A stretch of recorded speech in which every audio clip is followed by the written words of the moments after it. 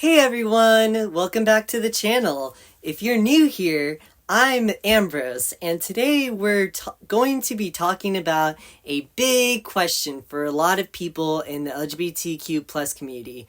How do I figure out my sexual orientation? If you've been asking yourself this question, you're definitely not alone.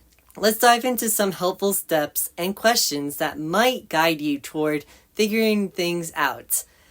What is sexual orientation? Before we jump in, let's start with the basics. Sexual orientation is about who you're romantically or sexually attracted to. For some people, it's straightforward.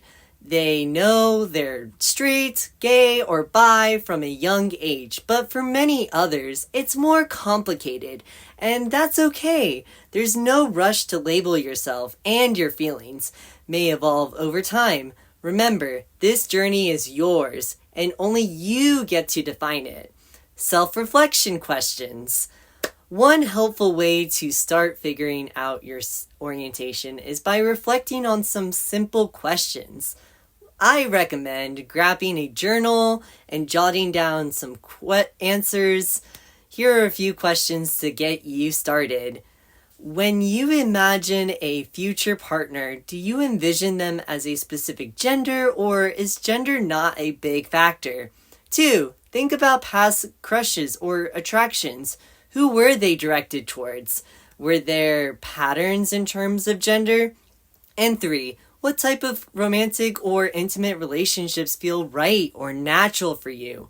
These questions might seem simple, but they can reveal a lot when you dig deeper. And don't stress if the answers aren't clear right away. Sometimes these things take time.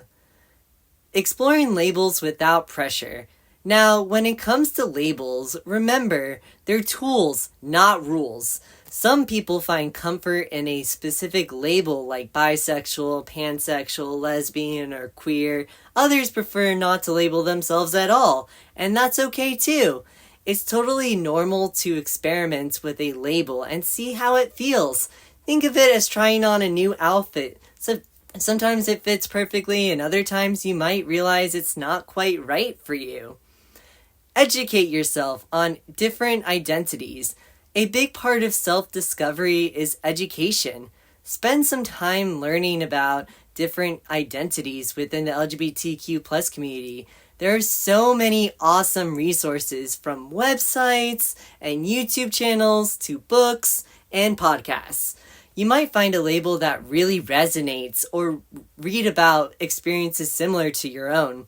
Learning about these different identities can be super affirming and might give you the language to describe what you're feeling. It's okay to feel uncertain or fluid. Something I want to highlight is that it's okay to be uncertain.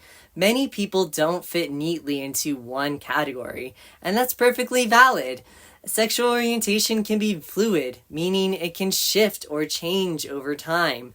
So if you feel one way now and different later, you're not alone, and it doesn't make your past experiences any less real. Be kind to yourself. At the end of the day, discovering your sexual orientation is a journey, not a destination. Be gentle with yourself as you go through it. There's no right or wrong answer, and remember, you don't owe anyone an explanation.